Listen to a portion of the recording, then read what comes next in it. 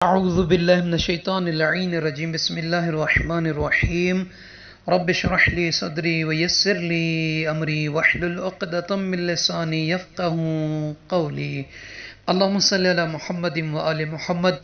صاحبان ایمان، مومنین مومنات، دعا ہے پروردگار عالم آپ سب کی حاجات کو منظور و مقبول فرمائے، آپ سب کی زندگی میں جو بھی مشکلات ہیں، پریشانیاں ہیں، ان کا خاتمہ فرمائے۔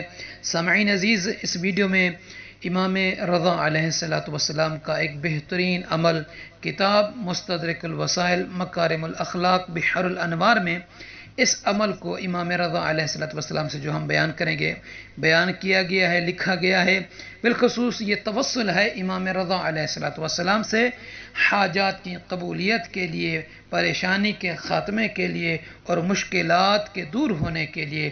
امام رضا علیہ السلام سے نقل کیا گیا ہے کہ امام علیہ السلام نے فرمایا، جب تمہیں کوئی سخت پریشانی لاحق ہو تو 2 رکعت نماز ادا کرو، جس کی پہلی رکعت میں سورہ الحمد اور آیت الکرسی اور دوسری رکعت میں سورہ فاتحہ اور یعنی الحمد اور سورہ قدر پڑھو، اور اس کے بعد قرآن کریم سر پر رکھ کر 10 بار کہو، اللہم بحق من ارسلتہ الی خلقک وبحق کل آیت وبحق کل من مدحتہ فیہ علیک وبحقک علیہ ولا تعرف احد اعرف بحقک منک۔ اس کو 10 مرتبہ پڑھیں، پھر اس کے بعد 10 مرتبہ کہیں، یا سیدی یا اللہ، یا سیدی یا اللہ۔ یہ 10 مرتبہ کہنے کے بعد 10 مرتبہ پڑھیے، بحق محمد بحق محمد بحق محمد۔ پھر 10 مرتبہ پڑھیں، بحق علی بحق علی۔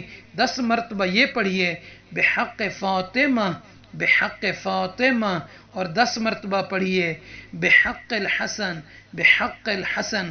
10 مرتبہ بحق الحسین بحق الحسین، اور 10 مرتبہ بحق علی ابن الحسین بحق علی ابن الحسین، اور 10 مرتبہ پڑھیے، بحق محمد ابن علی بحق محمد ابن علی، اور 10 مرتبہ کہیے، بحق جعفر ابن محمد بحق جعفر ابن محمد، اور 10 مرتبہ پڑھیے، بحق موسیٰ ابن جعفر بحق موسیٰ ابن جعفر، اور 10 مرتبہ پڑھیے، بحق علی ابن موسیٰ بحق علی ابن موسیٰ، اور 10 مرتبہ پڑھیے، بحق محمد ابن علی بحق محمد ابن علی، اور 10 مرتبہ کہیے، بحق علی ابن محمد بحق علی ابن محمد، اور 10 مرتبہ پڑھیے، بحق حسن ابن علی بحق حسن ابن علی،